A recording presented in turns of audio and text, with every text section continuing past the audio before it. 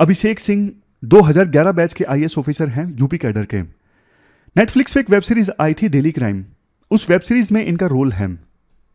इसके अलावा कुछ सॉन्ग्स में इन्होंने काम किया है। एंटरटेनमेंट इंडस्ट्री में इनका काफ़ी इंटरेस्ट है, वहाँ पर ये काम करना चाहते हैं।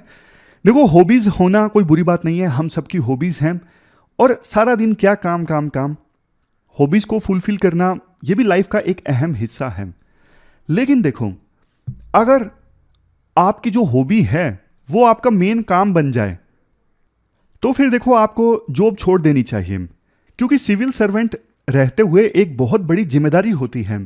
जनता की सेवा करना, जनता के प्रति अकाउंटेबिलिटी होती है, बहुत अहम जिम्मेदारी है। हजारों लोग आपके पास उम्मीद से आते हैं काम करवाने के लिए, लेकिन आपके पास समय नहीं है उन लोगों की समस्याओं को दूर करने का, तो फिर सिविल सर्वेंट के तौर पे काम करने का क्या फायदा। देखो, 2020 में मार्च में इनके मूल कैडर यूपी में भेज दिया गया था कि आप वहां पे जाके काम करिए, लेकिन इन्होंने 2 साल तक तो ड्यूटी ज्वाइन ही नहीं की, बिना बताए, बिना परमिशन के। उसके बाद जून 2022 में ऑलमोस्ट 2 साल बाद, 2 साल से भी ज़्यादा समय के बाद इन्होंने ड्यूटी ज्वाइन की। फिर इनको गुजरात इलेक्शन में भेज दिया गया ऑब्जर्वर के तौर पे कि आप वहाँ ऑब्जर्वर के तौर पे जाइए। लेकिन उस समय उनकी ये तस्वीर वायरल हुई थी, सरकारी गाड़ी के आगे इस प्रकार से इन्होंने तस्वीर खिंचाई, तो इलेक्शन कमीशन ने भी इनको हटा दिया ऑब्जर्वर के पोस्ट से और कहा कि आप अपने कैडर में वापस जाइए। तब से लेके, ये पिछले साल की घटना है, गुजरात इलेक्शन से पहले की, तब से लेके अभी तक इन्होंने अपनी ड्यूटी फिर से ज्वाइन नहीं की यूपी में। और फरवरी 2023 में, यानी इसी साल की शुरुआत में, यूपी की सरकार ने इनको सस्पेंड कर दिया था, ये कहते हुए कि आप ड्यूटी ज्वाइन ही नहीं कर रहे हैं, ना बता रहे हैं कब ज्वाइन करेंगे, ये भी नहीं बता रहे हैं क्यों नहीं ज्वाइन कर रहे हो, इसका मतलब आपका इंटरेस्ट नहीं है। तो यूपी सरकार ने सस्पेंड कर दिया था इनको, अब जाके इन्होंने सर्विस से रिजाइन कर दिया है। तो क्या एथिकल इश्यूज निकल के आते हैं। देखो, लाखों सिविल सर्विसेज के एस्पायरेंट्स हैं, आप लोग हो जो एग्जाम क्लियर करके देश के लिए, समाज के लिए कुछ करना चाहते हो, जनता की भलाई के लिए कुछ स्टेप्स लेना चाहते हो, आपका ये पैशन है। तो देखो, इन लोगों को मौका मिलना चाहिए, ऐसे सिविल सर्विसेज के एस्पायरेंट्स को मौका मिलना चाहिए देश की सेवा कर सकें। अब ऐसे सिविल सर्वेंट्स जो कुछ, मतलब सिविल सर्वेंट बन के भी कुछ नहीं करना चाहते, ड्यूटी ज्वाइन भी नहीं करना चाहते, फिर ऐसे सिविल सर्वेंट्स को कोई हक नहीं है ऑफिसर बन के रहने का।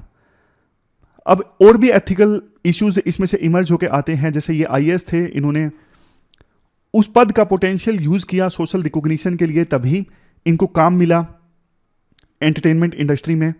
दूसरा, फिर एक एथिकल इशू ये भी इमर्ज होकर आता है कि आपका इंटरेस्ट ज़्यादा एंटरटेनमेंट इंडस्ट्री में था, तो कन्फ्लिक्ट ऑफ इंटरेस्ट है। हो सकता है कि आपने सर्विस के दौरान ऐसे लोगों की हेल्प की जो एंटरटेनमेंट इंडस्ट्री से जुड़े हैं, फॉर एग्जांपल बॉलीवुड से, क्योंकि आपको पता था कि कल को इन्हीं लोगों से मुझे काम मिल सकता है, इनके साथ मुझे करना पड़ सकता है, तो अभी सिविल सर्वेंट के तौर पे काम करते हुए मैं इनकी हेल्प कर दूं। तो कन्फ्लिक्ट ऑफ इंटरेस्ट, हाँ। जनता का विश्वास कम होता है फिर गवर्नेंस में कि यार जो सिविल सर्वेंट्स हैं, ऑफिसर्स हैं, ब्यूरोक्रेट्स हैं, वो तो अपनी हॉबीज को पूरा करने में ज़्यादा लगे हैं और जनता की भलाई के लिए काम नहीं कर रहे हैं। तो गवर्नेंस में जो ट्रस्ट है जनता का लूज होता है। आप बताइए, वैसे आपका क्या व्यू है इस इशू के ऊपर, आप बताइए कमेंट बॉक्स में, जो भी हो, पॉजिटिव नेगेटिव कुछ भी हो। देखो, कोई जरूरी नहीं कि जो हम डिस्कस करते हैं वही आपकी ओपिनियन होनी चाहिए। आप सब लोग मैच्योर हो, आप सबकी अपनी ओपिनियन है और वो अच्छा भी है। डिफरेंस ऑफ ओपिनियन होना आपस में ये अच्छी चीज है, इसी से थॉट प्रोसेस डेवलप होता है। चलिए अब डिस्कशन स्टार्ट करते हैं। डेट आज की 4 अक्टूबर है। 3 इश्यूज डिटेल से डिस्कस करेंगे। पहला इशू जीपीएस स्पूफिंग से संबंधित, दूसरा इशू डिजीज एक्ट से संबंधित और तीसरा इशू सोशल डिस्पैरिटीज और एम्प्लॉयमेंट के बीच में क्या कनेक्शन है। तीनों इश्यूज इंपॉर्टेंट, तीनों इश्यूज इंटरेस्टिंग, मजा आएगा डिस्कशन में। चलिए डिस्कशन स्टार्ट करते हैं। नेक्स्ट आर्टिकल जीपीएस स्पूफिंग से संबंधित है। आप जीएस पेपर 3 में सिक्योरिटी के इस टॉपिक से आर्टिकल को रिलेट कर सकते हो। देखो, अक्सर जब हम मोबाइल में जीपीएस का इस्तेमाल करते हैं ना, तो जीपीएस हमें संकट में डाल देता है, यानी मुश्किल भरी सिचुएशन में डाल देता है। ऐसा ही कुछ हुआ। केरला की एक खबर है लेकिन काफी दुखद है। 5 लोग एक कार में जा रहे थे, होंडा सिविक में। अब जैसे ये सिचुएशन देखो आप, होंडा सिविक कार में 5 लोग जा रहे थे, एग्जैक्टली ना यहां पर कार को ना टर्न लेना था, गूगल मैप के अनुसार लेफ्ट में टर्न लेना था, लेकिन कार ने ना लेफ्ट में टर्न नहीं लिया और कार सीधी चलती रही। और सीधा क्या है, पेरियार रिवर। एकदम से कार जो है ना रिवर में चली गई। रेन काफी ज्यादा हो रही थी, इस वजह से विजिबिलिटी बहुत ही ज्यादा कम थी। तो यह दुखद हादसा हुआ। इस हादसे की वजह से 2 लोग मारे गए, दोनों डॉक्टर्स। मतलब एक लेफ्ट टर्न नहीं लिया, उनके हिसाब से बिल्कुल सही चल रहे हैं और सामने बिल्कुल रिवर थी और रिवर में समा गई कार। देखो ये तो अनजाने में हुआ इंसिडेंट है, मतलब गूगल ने गलती नहीं की, एक लेफ्ट टर्न जो लेना था वो लेफ्ट टर्न मिस कर दिया। बट देखो जीपीएस स्पूफिंग एक ऐसा कंसेप्ट है जिसको टेररिस्ट यूज कर सकते हैं। आप जानिए क्या है ये पूरा कंसेप्ट। देखो हवा में जो प्लेन्स चलते हैं ना, वो भी जीपीएस का इस्तेमाल करते हैं अपनी डेस्टिनेशन पे पहुंचने के लिए। लेकिन मान लीजिए कोई प्लेन है, अब प्लेन में जो डीपीएस डिवाइस है उसको हैक कर लिया जाए, और हैक करने के बाद में और डिवाइस को हैक करके उसमें कुछ गलत रूट दिखाया जाए, रॉन्ग रूट, होगा क्या? अब देखो प्लेन तो गलत रूट पर ही चलेगा फिर, क्योंकि प्लेन को लगेगा यही सही रूट है, और फिर प्लेन कहीं और ही पहुंच जाएगा। जैसे एग्जाम्पल के तौर पर जीपीएस डिवाइस हैक होने से पहले प्लेन जा रहा था ए से बी रूट पे, लेकिन अब जीपीएस डिवाइस हैक हो गया, उसमें गलत कोऑर्डिनेट्स दिखाया जाने लगा, तो प्लेन इस रूट पे चलने लगेगा, गलत रूट पे लगेगा प्लेन को कि हम बी पे ही जा रहे हैं, लेकिन सही रूट ये वाला था, प्लेन पहुंच जाएगा कहीं और ही। जीपीएस डिवाइस में शो करेगा ये बी का रूट है, एक्चुअल में वो लोकेशन कुछ और ही होगी, सी होगी। तो टेररिस्ट इसका इस्तेमाल ऐसे कर सकते हैं, मान लीजिए कोई प्लेन जा रहा है दुबई से बगदाद में, लेकिन अब प्लेन में जो जीपीएस डिवाइस है उसको हैक करके टेररिस्ट उसमें गलत कोऑर्डिनेट्स इंसर्ट कर देते हैं, तो फिर वो प्लेन जो है बगदाद पहुंचने के बजाय पहुंच सकता है तेहरान। लगेगा पायलट को कि हां हम बगदाद ही जा रहे हैं, लेकिन उसे क्या पता कि जीपीएस डिवाइस हैक हो चुका है और ये जो रूट मुझे दिखाया जा रहा है बगदाद का, ये बगदाद का रूट नहीं है बल्कि तेहरान का रूट है। जीपीएस में दिखेगा कि हम बगदाद जा रहे हैं, लेकिन एक्चुअल में जा रहे होंगे तेहरान। तो ये है जीपीएस स्पूफिंग। अब देखो पिछले 20 दिनों में ना ऑलमोस्ट 20 एयरक्राफ्ट, इनमें से बोइंग 777, 734, 747 ये मॉडल्स हैं बोइंग के, इस प्रकार के 20 एयरक्राफ्ट को जीपीएस स्पूफिंग के थ्रू मजबूर किया गया ईरानियन एयर स्पेस में एंटर करने के लिए। एक एयरक्राफ्ट में तो ऐसा हुआ कि पायलट को मजबूरी में एटीसी बगदाद से पूछना पड़ा कि भैया बताओ टाइम क्या हुआ है, बताओ हम कहां हैं, हमें नहीं समझ में आ रहा है। आप यहां पे डेफिनेशन देख लीजिए, अगर आंसर में लिखना हो तो। अभी तो लेमन लैंग्वेज में मैंने आपको बताया। जीपीएस स्पूफिंग में क्या होता है, जो ट्रू सैटेलाइट का सिग्नल है ना उसे रिप्लेस कर दिया जाता है मैनिपुलेटेड सिग्नल के थ्रू। तो इसकी वजह से जो जीपीएस रिसीवर है फिर वो गलत पोजीशन और गलत टाइम शो करने लगता है। ये बिल्कुल टेक्निकल डेफिनेशन है। इसके बाद आर्टिकल में कहा जाता है, देखो जीपीएस स्पूफिंग जो है ना जीपीएस जैमिंग से अलग है। जीपीएस जैमिंग में तो ये है कि आपको ना जीपीएस के सिग्नल्स मिलने ही बंद हो गए हैं, आपको कोई सिग्नल मिल ही नहीं रहे हैं। लेकिन जीपीएस स्पूफिंग में तो आपको गलत सिग्नल्स मिल रहे हैं। जीपीएस स्पूफिंग ज़्यादा खतरनाक है। देखो सिग्नल्स का ना मिलना, फिर तो पायलट जो हैं वो कोई दूसरा जुगाड़ करेंगे कोऑर्डिनेशन का पता कराने के लिए, एटीसी से बात करेंगे लगातार। लेकिन स्पूफिंग में तो आपको लगता है कि हम सही जगह पे जा रहे हैं, सब कुछ सही चल रहा है, लेकिन वास्तव में आप गलत जगह पे जा रहे हो और टेररिस्ट आपको मैनिपुलेट करके ऐसी लोकेशन पे प्लेन उतरवा सकते हैं जहां पे खतरा हो। नेक्स्ट पॉइंट देखो, ये 20 एयरक्राफ्ट जो ईरानियन एयर स्पेस में एंटर कर गए ना पिछले 20 दिनों में जीपीएस स्पूफिंग की वजह से, रूट देखो एक ही था। ये सारे जो प्लेन थे ना UM688 रूट पर चल रहे थे। जैसे ऊपर भी ना रूट होते हैं, जैसे ग्राउंड पर हाईवेज बने हुए हैं NH1 NH9, उसी प्रकार से एयर में भी रूट्स बने हुए हैं। जैसे आप तस्वीर में देख सकते हो, ये है रूट UM677, फिर ये है रूट UM688। तो ये जो हादसे हुए ना UM688 रूट पर हुए, ये बिजी रूट है। वेस्ट एशिया से यूरोप से लेके US तक जाता है ये रूट। तो इस रूट पर ऐसे हादसे होना ये खतरे का संकेत है। यहां पर देखो एक्टिव कन्फ्लिक्ट जोन्स भी हैं। अब ईरान के आसपास तो आपको पता है मिलिट्री एक्टिविटीज काफी ज्यादा होती हैं, तो वहां पर प्लेन का किसी दूसरे जोन में एंटर कर जाना, ईरान की मिलिट्री को यह भी लग सकता था कि अटैक हुआ है, उन प्लेन्स को उड़ाया भी जा सकता था।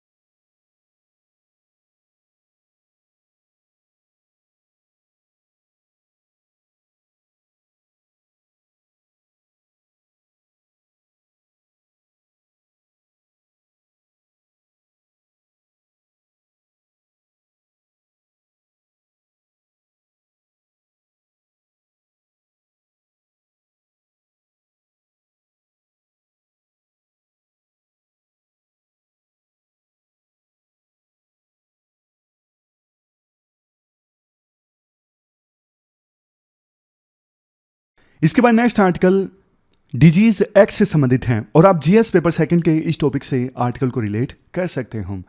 देखो डिजीज एक्स है क्या, हम एग्जाम्पल की सहायता से समझते हैं। मान लीजिए आपने ना एक कीमती सा घर बनाया और उस घर में बढ़िया बढ़िया जो फिल्मों में दिखाते हैं ना, इटालियन मार्बल, ये झूमर इंग्लैंड का है, अलग अलग आइटम्स, ये वाशवेशन यूएसए से लाया गया है, इतना कीमती आपने घर बनाया। अब देखो आपको ना डर है कि मेरे इस कीमती घर में ना चोरी हो सकती है। और चोरी कौन कर सकता है, आपने कुछ पोटेंशियल चोरों को रिकॉग्नाइज भी किया है। जैसे आपके कुछ रिश्तेदार जो आपसे जलते हैं उनको आपने लिस्ट में डाला है कि ये लोग चोरी कर सकते हैं। आपके आस पड़ोसी जिन पे आपको शक है कि ये इन्होंने पहले भी चोरियां की हैं, ये मेरे घर में भी चोरी कर सकता है। ऐसी ना आपने लिस्ट बना ली कि 15 लोग मेरे घर में चोरी कर सकते हैं। इसके अलावा आप इस चीज को भी रिकॉग्नाइज करते हो कि किसी अननोन चोर के द्वारा भी चोरी की जा सकती है। मतलब कोई ऐसा पर्सन जो इन 15 लोगों की लिस्ट में शामिल नहीं है, कोई ऐसा पर्सन जिसको मैं जानता ही नहीं हूं, वो भी मेरे घर में चोरी कर सकता है। अब इस पोटेंशियल चोरी को होने से रोकने के लिए आप प्रॉपर इंतजाम भी करते हो। आप सीसीटीवी कैमरास लगाते हो, लॉकर का इस्तेमाल करते हो, घर में एक छोटा कुत्ता भी पालते हो जो जागेगा और आपके घर की सुरक्षा करेगा। तो देखो वो पोटेंशियल चोर जो आपके घर में चोरी कर सकता है ना, उसको आप नाम देते हो एक्स, चोर एक्स, क्योंकि आपको पता नहीं है कौन चोरी करेगा। अब ये पूरा कंसेप्ट हमने समझाना, इसी पर आधारित है डिजीज एक्स का कंसेप्ट। डिजीज एक्स मतलब एक ऐसा पोटेंशियल डिजीज जो जबरदस्त महामारी फैला सकता है, जिसकी वजह से 50 मिलियन यानी 5 करोड़ लोगों की जान जा सकती है। यह है डिजीज एक्स। मतलब अभी पता नहीं है कौन सा वायरस ये डिजीज स्प्रेड करेगा, डिजीज एक्स। जैसे पता नहीं था ना आपको कौन आपके घर में चोरी कर सकता है, उसी प्रकार से पता नहीं है कि कौन सा डिजीज जो है महामारी फैलाएगा अगला, लेकिन आपने नाम दे दिया डिजीज एक्स। अब आपने कुछ पोटेंशियल वायरसेस को भी आइडेंटिफाई कर लिया, जैसे देखो इबोला वायरस, सारस, जीका वायरस, कि ये पोटेंशियल महामारी फैला सकते हैं आने वाले समय में। इसके अलावा आप ये भी रिकॉग्नाइज करते हो कि कोई ऐसा वायरस भी महामारी फैला सकता है जिसके बारे में अभी हमें पता ही नहीं है। ये कोई नए तरीके का वायरस हो सकता है, कोई बैक्टीरिया हो सकता है, फंगस हो सकता है, कुछ भी हो सकता है। हो सकता है कि ये जो वायरस या फिर बैक्टीरिया हो ये जूनोटिक इलनेस से कनेक्टेड हो। देखो जूनोटिक डिजीज वो डिजीज होते हैं जो एनिमल्स से ह्यूमन बींग्स में आते हैं। मतलब वैसे किसी पर्टिकुलर एनिमल जैसे बैट के ऊपर वो वायरस सर्वाइव कर रहा था, लेकिन बैट्स ह्यूमन बींग्स के टच में आए तो बैट्स के थ्रू वो वायरस ह्यूमन बींग्स में भी आ गया, जिसे कोरोना वायरस है। तो एक्सपर्ट्स देखो ये बोलते हैं क्लाइमेट चेंज एक ऐसा फैक्टर है जिसकी वजह से डिजीज एक्स का खतरा और भी ज्यादा बढ़ गया है। इसके अलावा अब चूंकि जंगलों को काटा जा रहा है, फॉरेस्ट एरिया खत्म हो रहा है, इंसान जो है एनिमल्स के और ज्यादा टच में आ रहा है, तो इस वजह से भी डिजीज एक्स का जो खतरा है वो और ज़्यादा बढ़ गया है। फर्स्ट जूनोटिक डिजीज 1901 में आइडेंटिफाई किया गया था, येलो फीवर। देखो आर्टिकल में जो आंकड़ा दिया गया है ना, उसके अनुसार तो 2.5 मिलियन यानी 25 लाख लोगों की जान गई थी कोविड-19 की महामारी के दौरान, लेकिन डिजीज एक्स की वजह से 50 मिलियन लोगों की जान जा सकती है। स्पेनिश फ्लू के वजह से जो महामारी आई थी ना 1918 के आसपास, तब देखो 100 मिलियन लोगों की जान चली गई थी। अब देखो जैसे पोटेंशियल चोर से बचने के लिए आप तैयारी करते हो ना, घर में कुत्ता पालते हो, सीसीटीवी कैमरा आप यूज करोगे, लोकर वगैरह इस्तेमाल करोगे, तो उसी प्रकार से डिजीज एक्स से बचने के लिए ना अभी से तैयारी करना जरूरी है। अब तैयारी कैसे करोगे? जैसे कोविड-19 में जल्दी से वैक्सीन डेवलप हो, उसकी मास स्केल पे वैक्सीन का प्रोडक्शन हुआ, समझ गए? तो ऐसी तैयारियां आप पहले से करके चलो। अब देखो कोविड का जो वायरस था ना, वो तो इतना घातक नहीं था, कम लोगों की डेथ हुई कोविड की वजह से, लेकिन जैसे इबोला है, इबोला में फर्टिलिटी रेट काफी ज्यादा है, मतलब मरने की जो दर है इबोला में काफी ज्यादा है। तो ऐसा वायरस अगर महामारी लेके आता है ना, तो बहुत ज्यादा लोगों की डेथ हो जाएगी। इसके बाद आर्टिकल में कहा जाता है WHO ने ना सबसे पहले ये जो वर्ड है ना डिजीज एक्स, ये 2018 में दिया था। कोविड-19 की महामारी से एक साल पहले WHO ने इस वर्ड का इस्तेमाल किया था डिजीज एक्स, कि एक ऐसा डिजीज फैल सकता है जिसकी वजह से लाखों करोड़ों लोगों की जान जाएगी। अब देखो कुछ साइंटिस्ट ऐसे भी हैं जो बोलते हैं अरे यार जो डिजीज अभी आया ही नहीं उसके बारे में क्यों तुम भ्रम फैला रहे हो, लोगों में एंजाइटी क्रिएट होगी, ये अभी डिजीज आएगा तब पता लगेगा ना कैसा डिजीज होगा, क्या फीचर्स हैं, अभी से आप डर फैला रहे हो सोसाइटी में तो टेंशन्स क्रिएट होती हैं, ऐसा मत करिए। मतलब उन एक्सपर्ट्स का ये भी कहना है कि ये सिर्फ इमेजिनरी सिनेरियो है, मतलब आप अपने आप में इमेजिन कर रहे हो कि ऐसा डिजीज आ सकता है, जैसे हॉलीवुड में मूवीज बनती है ना कि हाँ महामारी फैली सब खत्म हो गया, आप उसी प्रकार से सोच रहे हो। अभी तक ऐसा कोई पैथोजन एग्जिस्ट ही नहीं कर रहा जो इतनी बड़ी महामारी लेके आए। अब आप ये बोलोगे कि हाँ फ्यूचर में हो सकता है, होने को तो देखो फिर कुछ भी हो सकता है, फिर आप 5 करोड़ का आंकड़ा ही क्यों दे रहे हो? फिर तो आप बोलो कि हाँ 500 करोड़ लोगों की जान चली जाएगी। वैसे देखो एक बात है, डिजीज एक्स की वजह से महामारी आए या ना आए, अगर पहले से तैयारी की जाती है तो सही है। Prevention is always better. जैसे देखो वन हेल्थ अप्रोच है जिसके बारे में अक्सर हम बात करते हैं। वन हेल्थ मतलब एनिमल्स, ह्यूमन बींग्स और इन्वायरमेंट, सबकी ना हेल्थ आपस में कनेक्टेड है, जुड़ी हुई है। बिना एनिमल को ध्यान में रखे या इन्वायरमेंट को ध्यान में रखे हम ह्यूमन बींग्स की जो हेल्थ है वो नहीं पूरी तरह से अच्छे से इंश्योर कर सकते। इसलिए इन्वायरमेंट और एनिमल्स पर भी ध्यान देने की आवश्यकता है। इसके अलावा इंडियन इंस्टीट्यूट ऑफ साइंस ने Bangalore bio innovation centre, department of biotechnology और गवर्नमेंट ऑफ कर्नाटक के साथ मिलकर एक प्रोग्राम बनाया है, एमपैथ प्रोग्राम। इस एमपैथ प्रोग्राम में 32 पोटेंशियल पैथोजेंस को आइडेंटिफाई किया गया है जिसकी वजह से पोटेंशियल महामारी आ सकती है। ये जो टीम है अब दूसरी स्टेट डिपार्टमेंट्स के साथ भी मिलकर काम करेगी, दूसरी मिनिस्ट्रीज के साथ भी मिलकर काम करेगी, ताकि डिस्ट्रिक्ट लेवल पे, इवन ब्लॉक लेवल पे कोई नया डिजीज फैलता है, कुछ ऐसा होता है तो शुरू में ही पता लग सके। अगर देखो किसी पोटेंशियल डिजीज का जिसकी वजह से आगे जाके महामारी आ सकती है, उसके बारे में शुरुआत से ही पता लग जाए तो शुरुआत से ही एक्शन लिया जा सकता है। कोविड के केस में तो कैसा हुआ था, बहुत लेट पता लगा कि ये ऐसा वायरस फैल रहा है और इससे महामारी आ रही है, लेकिन अगर पहले पता लग जाता कोविड के वायरस के बारे में, कोरोना वायरस के बारे में, तो इतनी सारी जानों को बचाया जा सकता था।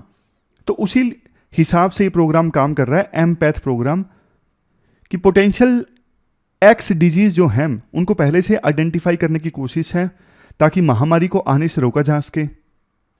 इसके अलावा देखो WHO भी अलग अलग देशों के साथ मिलकर काम कर रही है, अलग अलग जो ग्रुप ऑफ एक्सपर्ट्स हैं जैसे R&D, blueprint, scientific advisory group, इनके साथ मिलकर काम कर रही है ताकि पहले से तैयारी हो सके, समय रहते वायरस डिस्कवरी, कंटेनमेंट और डेवलपमेंट ऑफ वैक्सीन हो सके। इसके बारे में WHO जो है वो अवेयरनेस भी फैलाने का काम कर रही है और विभिन्न देशों को बोल भी रही है कि आप इन्फेक्शियस डिजीज में R&D को सपोर्ट कीजिए ताकि ज़्यादा से ज़्यादा रिसर्च हो सके। इन्फेक्शियस डिजीज कैसे फैलते हैं, कैसे इनको रोका जा सकता है, कौन सी वैक्सीन्स काम करती है। इसके लिए इस सारी रिसर्च में आप ज़्यादा पैसा खर्च कीजिए, ये WHO अलग अलग देशों को बोल रहा है। इसके अलावा देखो, पहले से देखो कोविड-19 की महामारी आई थी ना, तो एक सबसे बड़ी दिक्कत ये आई थी कि एकदम से चाइना में महामारी फैली, दूसरे देशों में पैसेंजर्स आने लगे चाइना से, तो एयरपोर्ट स्क्रीनिंग ये सब स्टार्ट हो गया। और WHO की जो गाइडलाइंस उस समय कुछ खास थी नहीं, इसी वजह से चाइना से महामारी दूसरे देशों में फैल सकी। लेकिन ना इस प्रकार की इंटरनेशनल गाइडलाइंस ना पहले से होनी चाहिए। अगर किसी देश में कोई घातक वायरस सामने आता है, वायरस के केसेस सामने आते हैं, तो कैसे उस देश को आइसोलेट किया जाएगा, कैसे उस देश की हेल्प की जाएगी, ये सब गाइडलाइंस ना पहले से तैयार होनी चाहिए। उस समय थी नहीं, इसी वजह से इतना नुकसान हुआ, WHO फेल हो गया उस समय। तो लास्ट में 4 स्ट्रेटजीज बताई जाती हैं national technical advisory group of immunisation के जो हेड हैं डॉक्टर अरोड़ा के द्वारा। इनके द्वारा ये बोला जाता है, सबसे पहले तो ना कंट्री में जो सर्विलियंस होता है ना पोटेंशियल पैथोजेंस का, उस सर्विलियंस को आप एक्सपेंड करो। दूसरे नंबर पे पोटेंशियल पैथोजेंस की एक लिस्ट भी बना के रखो कि इनकी वजह से महामारी आ सकती है। तीसरा, इंडिया को तैयार रहना चाहिए, जैसे कोविड-19 की वैक्सीन बहुत जल्दी बनाई थी, वैसे ही शॉर्टेस्ट पॉसिबल टाइम में महामारी से बचने के लिए वैक्सीन बनाए जा सके, इसके लिए पहले से इंडिया को तैयारी करके रखनी चाहिए। और चौथा, finding effective drugs, specially antivirals को काउंटर करने के लिए इफेक्टिव ड्रग्स को फाइंड आउट करना, ये चौथी स्ट्रेटजी है। तो ये पूरा आर्टिकल हमने डिस्कस किया डिजीज एक्स की वजह से। अब चलते हैं आगे। इसके बाद नेक्स्ट आर्टिकल देखो, सोशल डिस्पैरिटीज और एम्प्लॉयमेंट दोनों के बीच में रिलेशन क्या है। आर्टिकल का टाइटल ही ये है, what's the sauce go to do with it. Article जब समझेंगे तब आपको पता लग जाएगा कि ये टाइटल क्यों दिया गया है। देखो पिछले कुछ सालों में हमारे देश की इकोनॉमी कैसे ग्रो की है। बहुत से लोग एग्रीकल्चर सेक्टर को छोड़ के चले गए हैं और अब सैलरी पे काम करते हैं। उसी प्रकार से कैजुअल वर्क की कमी आई है। कैजुअल वर्क मतलब कभी काम मिल गया कभी नहीं मिला, इस प्रकार के काम में कमी आई है और सैलरीड वर्कफोर्स इंक्रीज हुई है। लेकिन यह भी एक सच्चाई है कि फॉर्मल सेक्टर में कम जॉब्स जनरेट हुई हैं और इनफॉर्मल सेक्टर में ज़्यादा जॉब्स जनरेट हुई हैं। दूसरा देखो, ये भी सच्चाई है कि 90s के बाद से ही जिस प्रकार से ग्रोथ रेट रही है हमारे देश की इकोनॉमी की, उस प्रकार से जॉब जनरेट नहीं हो पाई हैं। मतलब प्रपोर्शन में जॉब जनरेट नहीं हो पाई हैं, इसलिए तो बोला जाता है ये जॉबलेस ग्रोथ है। कंस्ट्रक्शन सेक्टर्स में जॉब जनरेट हो रही है, इनफॉर्मल सर्विसेज में जॉब जनरेट हो रही है, लेकिन मैन्युफैक्चरिंग सेक्टर में जॉब्स इतनी जनरेट नहीं हो रही है। और बहुत प्रयासों के बाद भी मैन्युफैक्चरिंग सेक्टर हमारे देश की जीडीपी में ज़्यादा कंट्रीब्यूट नहीं कर पा रहे हैं।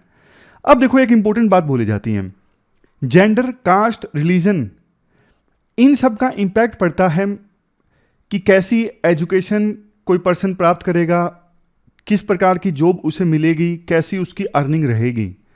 जैसे देखो एग्जाम्पल के तौर पर पहले यह देखा गया कि जो मार्जिनलाइज्ड कास्ट के लोग हैं वो ज़्यादा काम करते हैं, जैसे वेस्ट को मैनेज करना है या फिर लेदर इंडस्ट्री का वर्क है। इन इंडस्ट्रीज में ना आपको मार्जिनलाइज्ड कास्ट के लोग ज़्यादा देखने को मिलेंगे।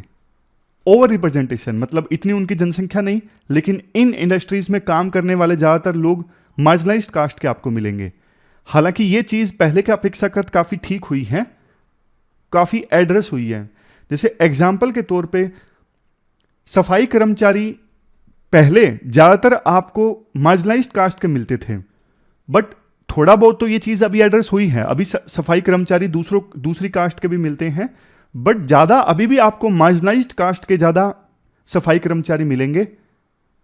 पॉइंट ये है, ये चीज़ पहले से कंपेयर करें तो काफ़ी एड्रेस हुई है, लेकिन पूरी तरह से अभी भी ठीक नहीं है। पॉइंट यहाँ पे ये है, caste based industrial segregation, caste के आधार पे इंडस्ट्री में वर्कर्स का होना, ये कम हुआ है बट स्टिल एग्जिस्ट। राइटर यहाँ पे एक पॉइंट ये बोलते हैं, देखो ये चीज़ हमने माना कि मार्जिनलाइज्ड कास्ट के लोग जो लोग हैं या फिर जैसे माइनॉरिटीज़ हैं, फॉर एग्जांपल मुस्लिम्स हैं, उन कम्युनिटीज़ में बच्चे ज़्यादा आगे नहीं पहुंच पाते एजुकेशन के क्षेत्र में। इस वजह से उनको ज़्यादा सैलरी वाली जॉब्स नहीं मिल पाती, ये एक चीज़ मानी। बट जेंडर के कंटेक्स्ट में, जैसे वुमेन के कंटेक्स्ट में अक्सर ऐसा देखा गया है कि सिमिलर हायर एजुकेशन प्राप्त करने के बाद भी वुमेन की अर्निंग्स में आपको गैप देखने को मिलेगा। समझ गए? पॉइंट ये है, कुछ कास्ट के लोग ज़्यादा हायर एजुकेशन नहीं प्राप्त कर पाते, ज़्यादातर बच्चे, तो इस वजह से उनकी ज़्यादा अच्छी जॉब नहीं लग पाती। लेकिन महिलाएं तो कई बार देखो ऐसा सेक्शन है जिनको सिमिलर एजुकेशन भी प्राप्त की है ना, तो भी उनकी सैलरीज में गैप देखने को मिलेंगे। और कई बार अच्छी एजुकेशन प्राप्त करने के बाद भी महिलाएं जॉब नहीं करती। उनके पीछे क्या रीजंस हैं? इसके पीछे राइटर ने काफ़ी सारे फैक्टर्स बताते हैं। जैसे पहला पॉइंट वो ये बोलते हैं, अगर देखो घर में मैन की सैलरी बहुत ही कम है, तो फिर संभावना है कि उस घर की जो महिलाएं हैं वो काम करेंगी, क्योंकि अकेले मैन की सैलरी से गुजारा नहीं चल पाता, इसलिए महिलाएं उस घर की काम करेंगी। ये पहला फैक्टर है। अब दूसरा फैक्टर, अगर देखो घर में मैन की सैलरी 40,000 से ज्यादा बढ़ जाती है, तो भी संभावना है कि महिलाएं उस घर में काम कर सकती हैं। वैसा इसलिए क्योंकि 40,000 से ज्यादा सैलरी है, मतलब एजुकेटेड फैमिली है, ऐसी संभावना है। और एजुकेटेड फैमिली में फिर महिलाओं की जो मोबिलिटी है, यानी घर से बाहर आना जाना, वो ठीक ठाक रहता है। इसलिए 40,000 से ज़्यादा अगर मैन की सैलरी है, तो ये एज्यूम किया जा सकता है कि वहाँ पे वो परिवार एजुकेटेड है और वहाँ पे घर की महिलाएं काम कर सकती हैं। लेकिन सैलरी अगर बीच की रेंज में है, ना तो 40,000 से ज़्यादा है और बहुत ज़्यादा कम भी नहीं है, फॉर एग्जाम्पल 28,000 से लेके 36,000 के बीच में, या 24,000 से लेके 35,000 के बीच में, तो बीच के रेंज में अगर मैन की सैलरी है ना, तो ऐसी सिचुएशन में फिर महिलाएं बाहर कम जाती हैं काम करने के लिए। ऐसा आर्टिकल में राइटर्स के द्वारा जो रिसर्च की गई है उससे पता लगता है। और अगर देखो बहू जो है सास के साथ रहती है, ये जो मैंने आपको शुरू में तस्वीर दिखाई थी, अगर बहू सास के साथ रहती है और सास ने काम नहीं किया, अपने दिनों में उन्होंने कोई काम नहीं किया, तो संभावना कम है कि फिर बहू काम करने के लिए बाहर जाएगी। लेकिन अगर सास ने, यानी मदर इन लॉ ने काम किया है, वो एम्प्लॉयड हैं, तो ज्यादा चांसेस है कि बहू भी एम्प्लॉयड होगी। तो ये सारे फैक्टर्स हैं जिससे पता लगता है कि महिलाओं की कितनी संभावना है घर से बाहर जाके काम करने की। इसके अलावा देखो बहुत से जो फैक्टर्स हैं वो डोमिनेट करते हैं, जैसे कि कितनी आज़ादी है महिलाओं को घर से बाहर जाने की, पैट्रियार्की मतलब कितना कम है उस जगह पे, होनी ही नहीं चाहिए कायदे से। दूसरे नंबर पे पब्लिक ट्रांसपोर्ट कैसा है, तीसरे नंबर पे वर्किंग कंडीशंस कैसी हैं। तो ये सारे फैक्टर्स भी असर डालते हैं कि महिलाएं घर से बाहर जाएंगी नहीं जाएंगी काम करने के लिए। राइटर देखो ये कहते हैं सरकार को ना कुछ चीज़ों पे फोकस करना चाहिए। जैसे सरकार के हाथ में ना बहुत सारी चीज़ें हैं, फॉर एग्जांपल हेल्थ है, एजुकेशन है, इसके अलावा इरिगेशन है, पब्लिक ट्रांसपोर्ट है, इलेक्ट्रिसिटी डिपार्टमेंट सरकार के पास ही आता है। अब आप बोलोगे इन सब का क्या लेना देना एम्प्लॉयमेंट से? अभी हमने डिस्कस किया ना कि महिलाएं घर से बाहर जाके काम करेंगी या नहीं करेंगी, बहुत सारी चीज़ों पे डिपेंड करता है। जैसे एजुकेशन लेवल कैसा है, पब्लिक ट्रांसपोर्ट वहाँ पे कैसा है, वर्किंग कंडीशंस कैसी हैं। तो ये सरकार के हाथ में जो चीज़ें हैं ना, health, education, land order, irrigation, electricity, public transport, सरकार इन चीज़ों पे अगर ध्यान देना तो प्राइवेट बिजनेसेस उस एरिया में ज़्यादा आएँ, उस एरिया में एम्प्लॉयमेंट की ज़्यादा अपॉर्चुनिटीज़ निकल के आएँ। सरकार के हाथ में बहुत कुछ है ठीक करने के लिए, लेकिन इन चीज़ों पे कई बार सरकार ध्यान नहीं देती, क्योंकि इन चीज़ों में ना अच्छी खासी इन्वेस्टमेंट की आवश्यकता होती है। लेकिन देखो सरकार के अलावा कौन इन्वेस्ट करेगा इन चीज़ों में? सरकार की ही ये जिम्मेदारी है। इसीलिए जनता टैक्स देती है कि सरकार इन चीज़ों पे ध्यान दे ताकि ईज ऑफ डूइंग बिजनेस अच्छा हो, वहाँ पे एक वातावरण बने प्राइवेट बिजनेस के एक्सपेंड होने का। इससे जॉब्स ज़्यादा जनरेट भी होंगी और सोशल डिस्पैरिटीज़ भी कम होंगी। सोशल डिस्पैरिटीज़ की वजह से कुछ सेक्शंस जो काम नहीं कर पाते, जैसे महिला या फिर मार्जिनाइज्ड जो सेक्शंस हैं वो एजुकेशन की वजह से काम नहीं कर पाते, तो सारी चीज़ें एड्रेस होंगी, सोशल डिस्पैरिटीज़ एड्रेस होंगी अगर सरकार इन चीज़ों में इन्वेस्ट करती है तो ये पूरा आर्टिकल हमने डिस्कस किया एम्प्लॉयमेंट और सोशल डिस्पैरिटीज़ के बीच में रिलेशन से संबंधित। अब हम क्वेश्चंस देख लेते हैं। अब क्वेश्चन भी देख लीजिए जो आपको अटेम्प्ट करने हैं। जो हमने ये सोशल डिस्पैरिटीज एंड एम्प्लॉयमेंट वाला आर्टिकल डिस्कस किया, उसके बेस पे आपको ये क्वेश्चन अटेम्प्ट करना है 2014 में यूपीएससी ने यह क्वेश्चन पूछा था, यह भी अच्छा क्वेश्चन है, एम्प्लॉयमेंट से संबंधित, यह आपको अटेम्प्ट करना है। प्री का क्वेश्चन ये देखिए, जीपीएस हमने डिस्कस किया, जीपीएस स्पूफिंग के बारे में। तो जीपीएस के बारे में यूपीएससी ने क्वेश्चन पूछा था 2018 में। जीपीएस टेक्नोलॉजी को कहाँ कहाँ पे यूज किया जा सकता है? Mobile phone operations, banking operations, controlling the power grid. देखो वैसे ना हमेशा तो नहीं कह सकते, लेकिन अक्सर ऐसा होता है कि किसी भी टेक्नोलॉजी की एप्लीकेशन के बारे में यूपीएससी क्वेश्चन पूछती है ना, तो अक्सर ज़्यादातर समय, हमेशा नहीं, ज़्यादातर समय सारे के सारे जो ऑप्शंस हैं वो ठीक होते हैं। जैसे जीपीएस टेक्नोलॉजी को कहाँ यूज़ किया जा सकता है, इसका आंसर डी है, हर एक जगह पे यूज़ किया जा सकता है। तो ये थी हमारी आज की डिस्कशन। फिलहाल इस डिस्कशन में इतना ही है। Thank you very much for discussion.